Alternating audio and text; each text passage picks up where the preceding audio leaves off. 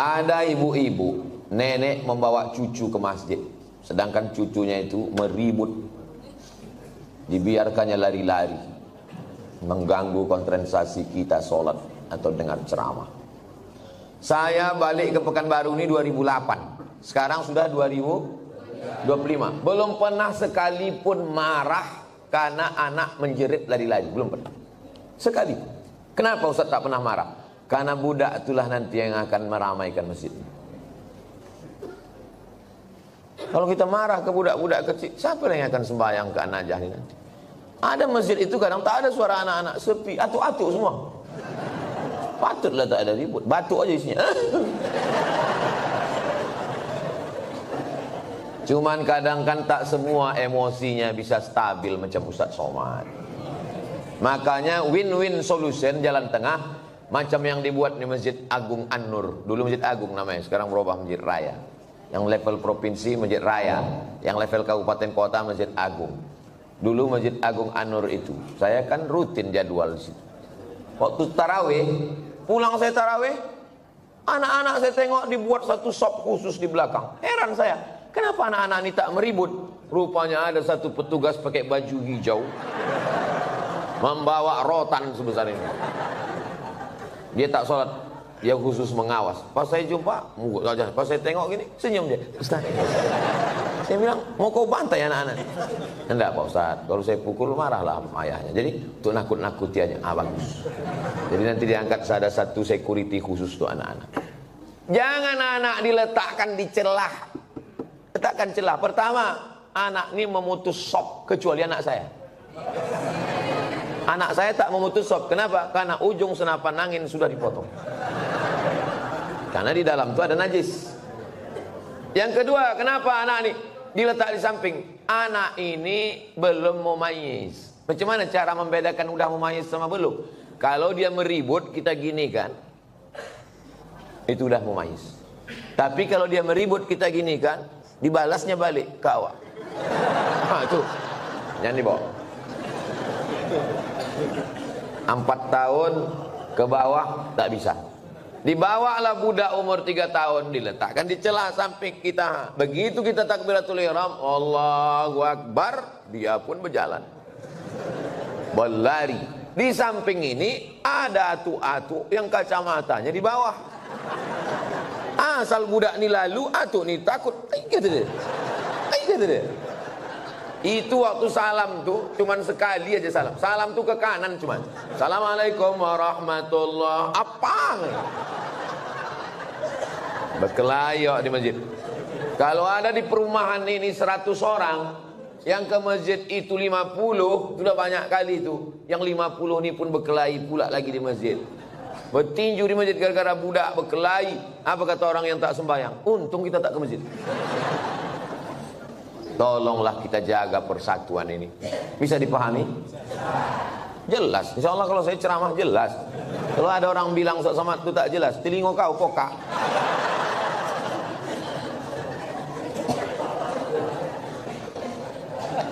Bolehkah membaca Yasin di pemakaman Pak Ustaz?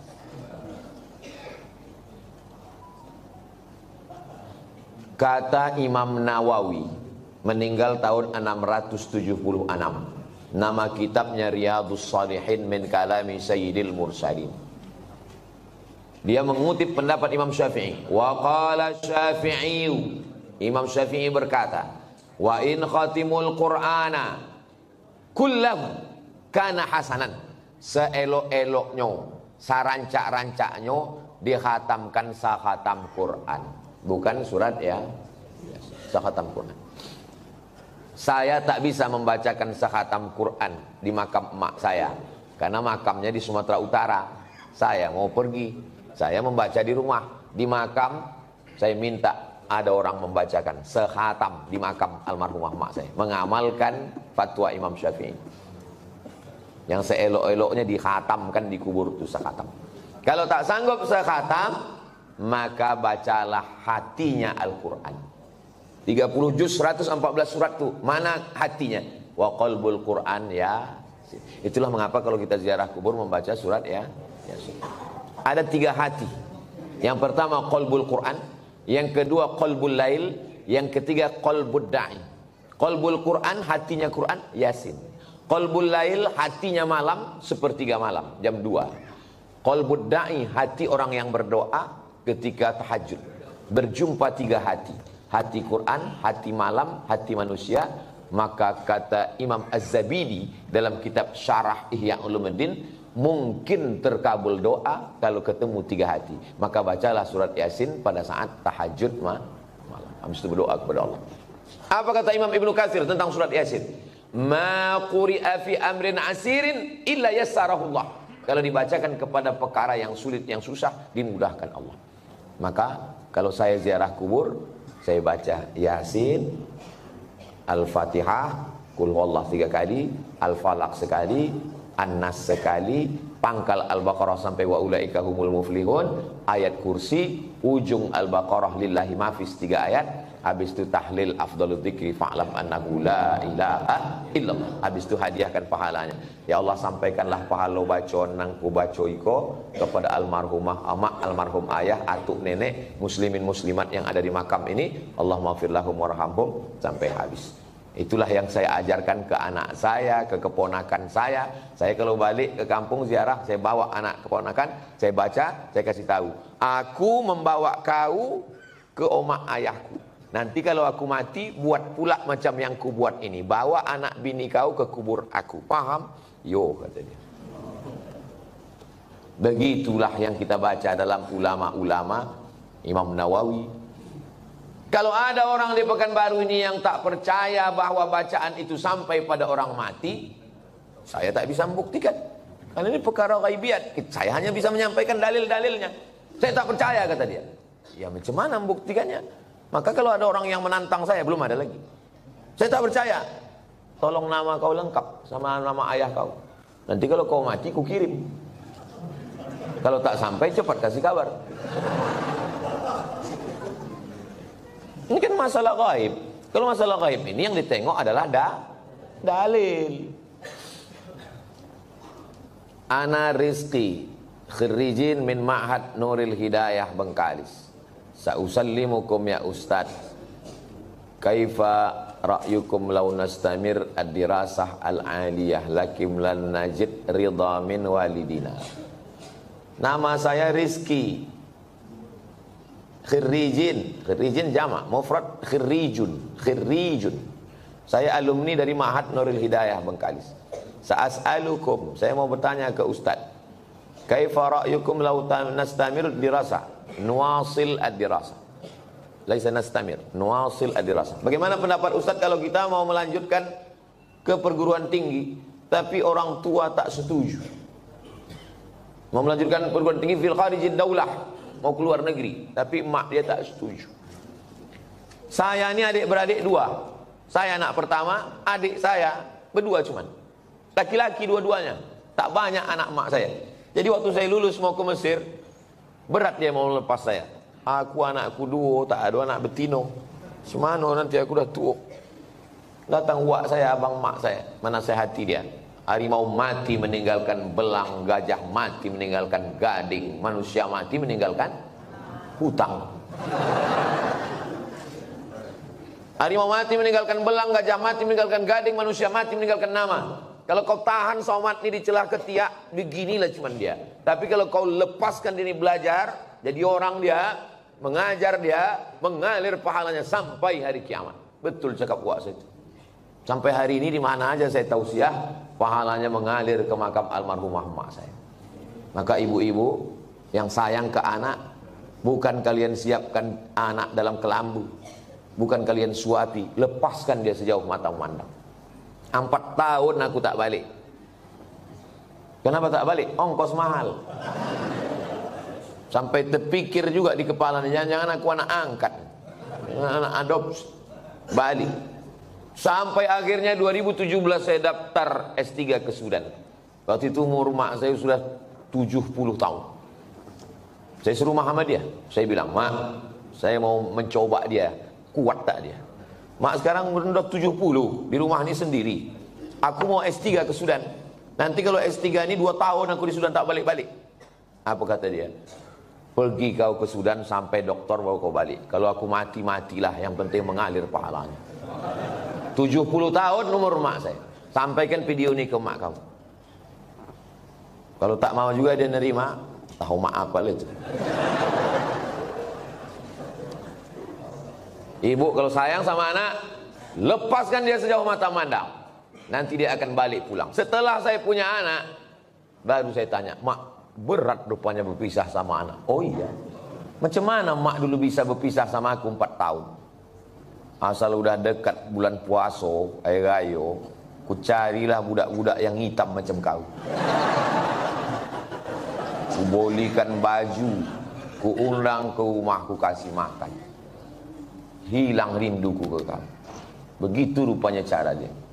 Kadang-kadang sedang mencuci di dapur, ku dengar suara kau main bau. Oh mak, bukan tanggung melepaskan anak itu. Sedang mencuci, didengarnya suara saya itu memanggil. Jadi ibu, lepaskanlah anak sejauh mata mata. Biarkan dia belajar jauh. Nanti dia akan balik berbakti kepada ibu, insya Allah. Disenangkannya hati ibu. Dan kalian yang kuliah juga cita-cita tak usah banyak-banyak.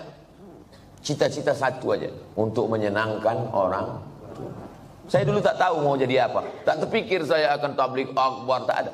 Yang saya fokus adalah aku mesti kuliah S1, S2, S3. Nanti kalau sudah dapat ku ijazah 3, ku bawa ijazah ini ke Malaysia. Aku mau jadi dosen. Sesudah aku dapat duit, akan ku senangkan oma ayahku. Itu cuma, tak banyak, tak lain. Maka tak pernah saya berdoa lebih.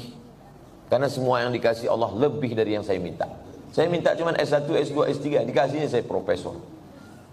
Saya cuma mau minta jadi dosen di Malaysia. Sekarang di mana aja saya bisa mengajar.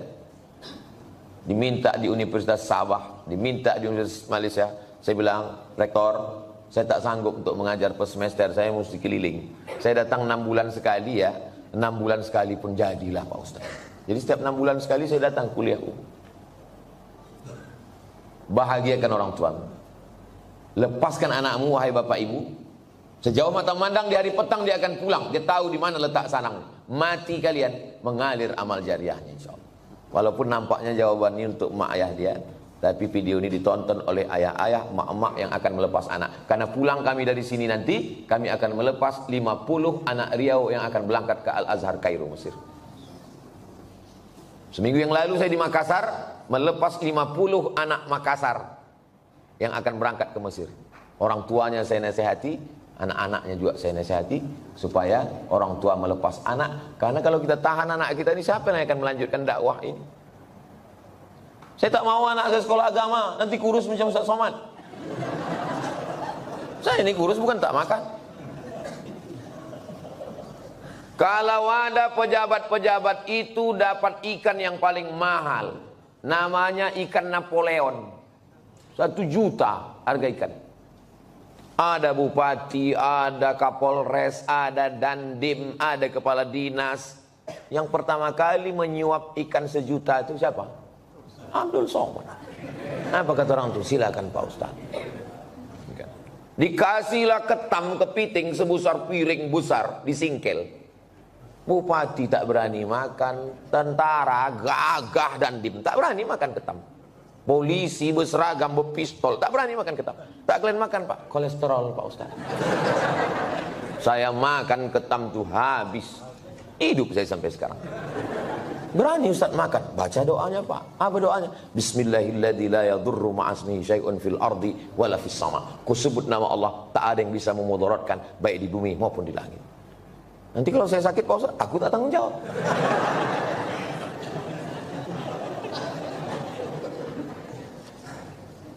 Definisi mengganggu tetangga itu bagaimana Pak Ustaz? Apalagi kita di komplek perumahan.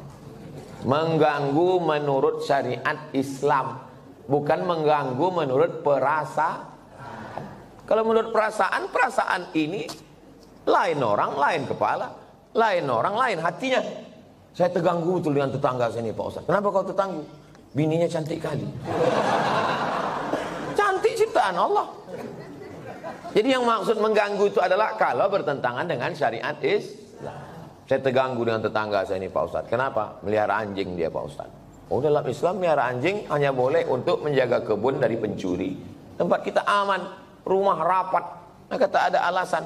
Maka kita lapor ke RT RW, musyawarah, dudukkan bersama. Kadang jamaah ini mau mengambil hukuman segera. Saya racun aja lah Pak Ustaz. Dipasang racun. Rupanya anjing itu tak makan, dimakan kucing awak mati kucing. Dimusyawarahkan. Wa amruhum syura bainahum. Hari libur, hari Ahad, rumah dekat-dekatan, dipasanglah lagu bum bam bum bam bum bam. Belilah earphone. Berapalah harga earphone? Ah, dengar sendiri. Bum bam. Jadi dipasang satu komplek. Kan tak semua orang suka lagu itu. Apalagi di situ ada orang-orang tua yang jantungnya tak kuat. Mendengar itu, kata dia mati. Hah? Ini mengganggu. Menurut syariat pun tak betul. Nah, maka menurut syariat agama Islam, rumah berdekatan, sempadan cuma dinding, dinding pun tak penuh ke atas. Ditanamlah pula pokok mangga pas. Buahnya, apa tak asal menengok meniti air. Nah, ini mesti menjaga. Maka kata Nabi, idza tabakhta, kalau kau memasak, fa'aksir ma'aha, banyakkan kuahnya. Pesan Nabi ke tetangga, kalau kau masak banyakkan kuahnya. Untuk apa? Berbagi ke tetangga, menyambung tali silaturahim. Kata almarhumah mak saya dulu, kalau tak menjulur labu, tak menjulur kundur. Ini pokok labu, ini pokok kundur, sama-sama ditanam. Menjulur itu maksudnya keluar pucuknya. Keluar pucuk labu, keluarlah pucuk kundur. Kalau tak keluar pucuk labu, tak keluar pucuk kundur. Apa maksudnya? Kalau tak kedatang makanan kita, tak datang pula makanan orang. Halus pepatah orang. Bagikan makan. Kata Nabi kuah, tapi yang pula gara-gara ceramah nih kuah aja.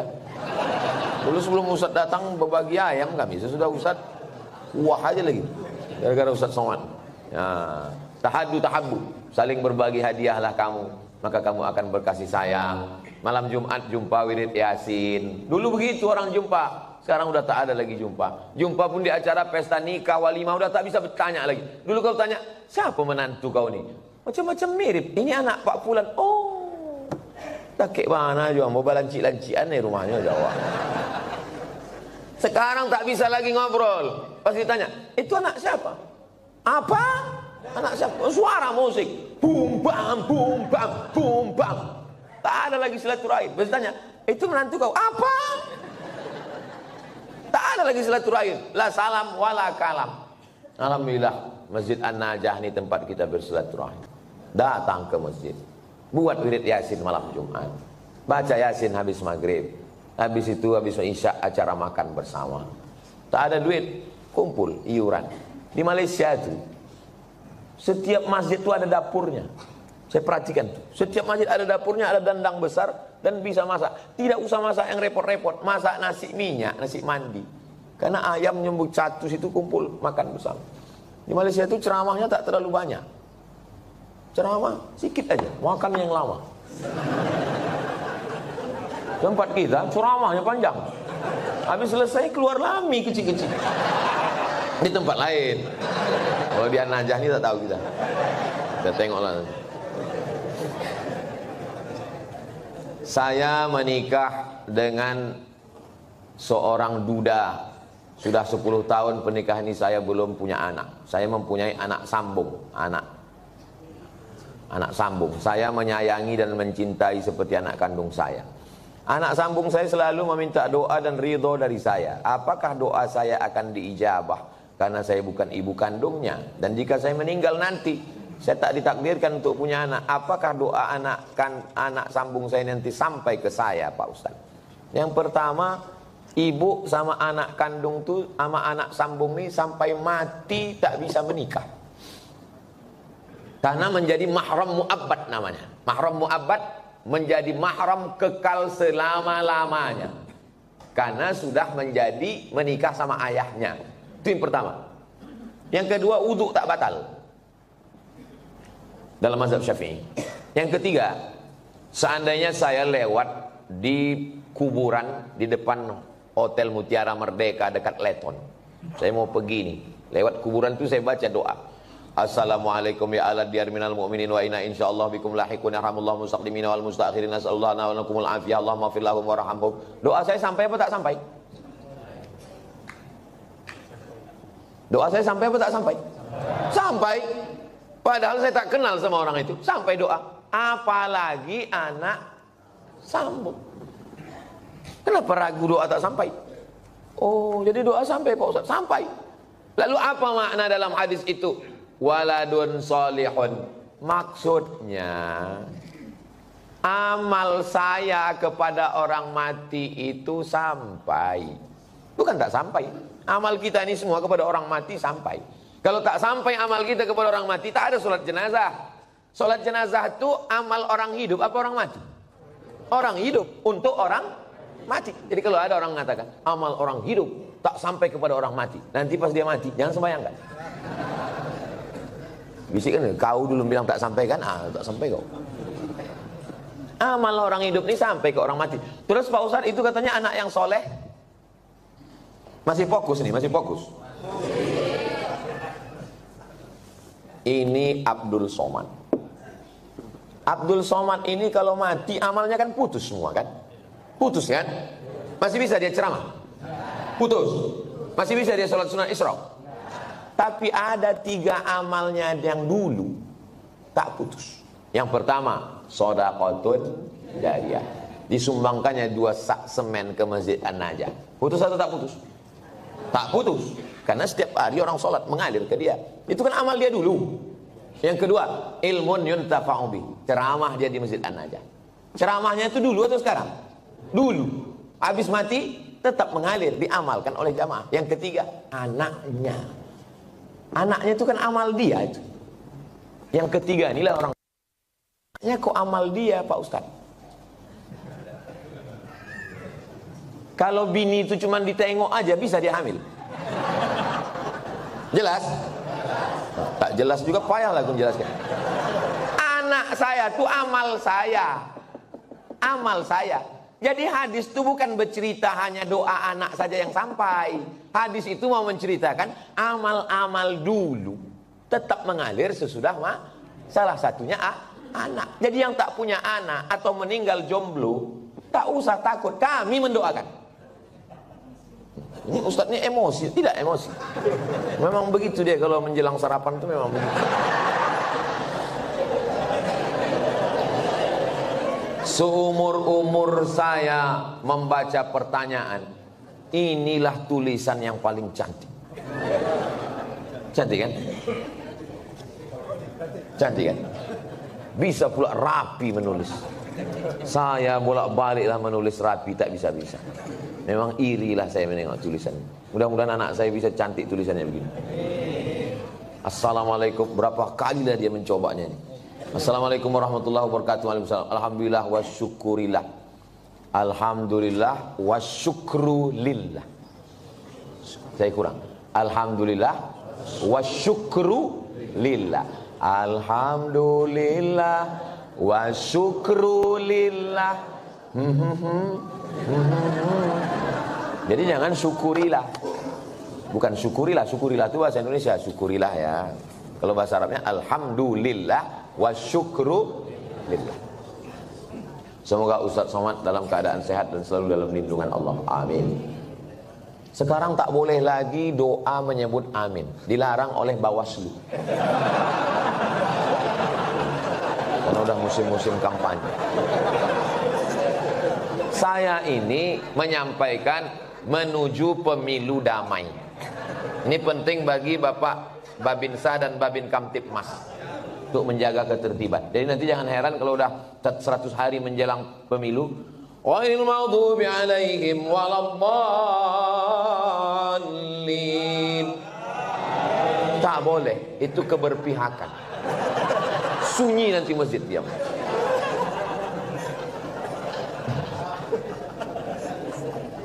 Saya mau bertanya Pak Ustadz, kiat-kiat agar ikhlas menerima ketetapan takdir Allah dan tetap berprasangka baik kepada Allah.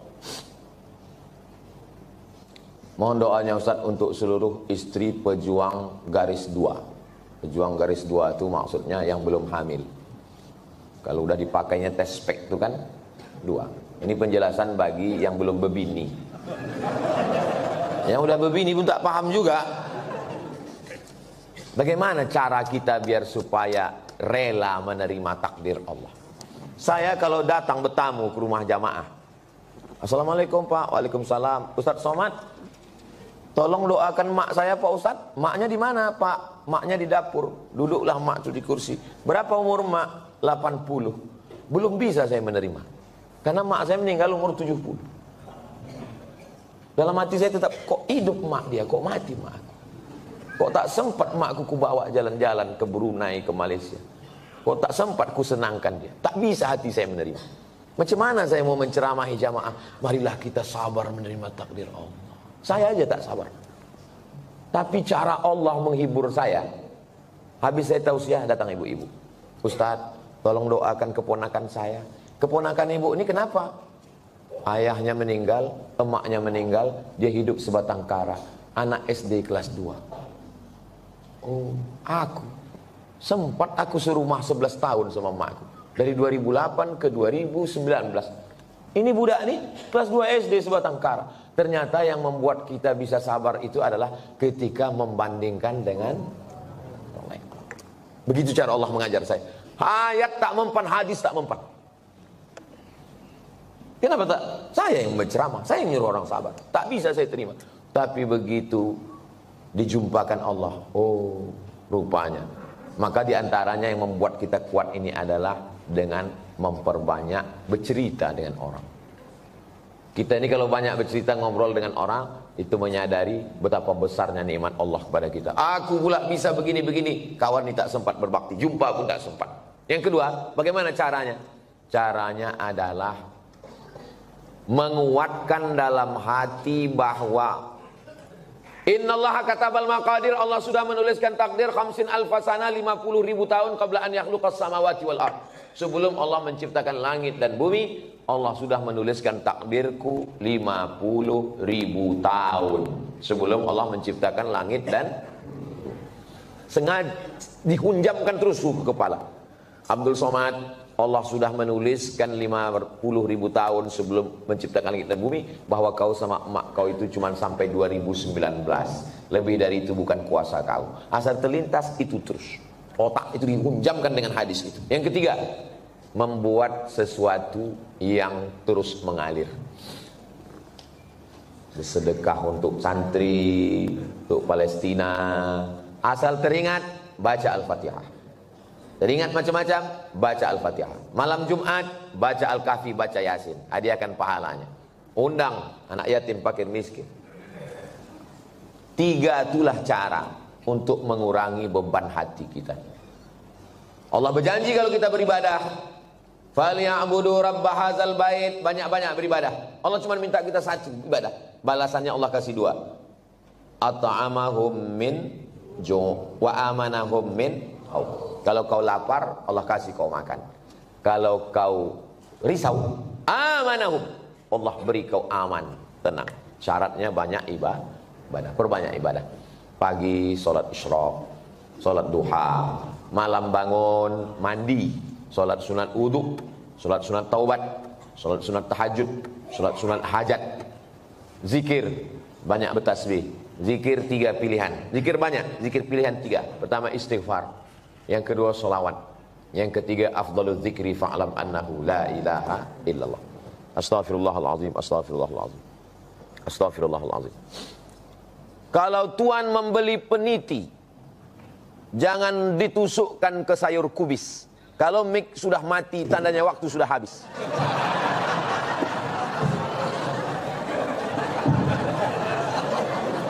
Kalau tuan membeli peniti, jangan ditucukkan ke sayur kubis. Kalau mik sudah mati-mati, tanda waktu sudah habis.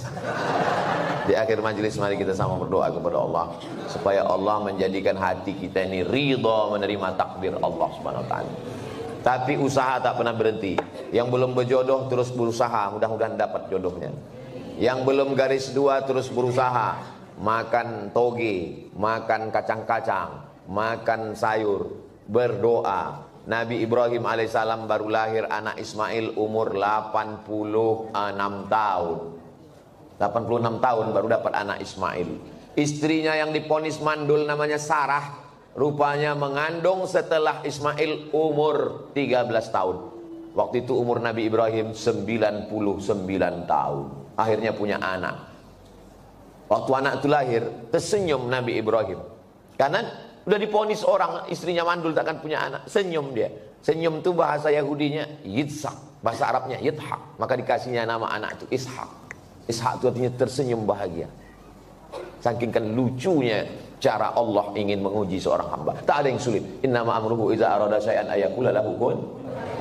Tak ada yang sulit bagi Allah. Allah cuma ingin menengok air matamu tumpah di tengah malam.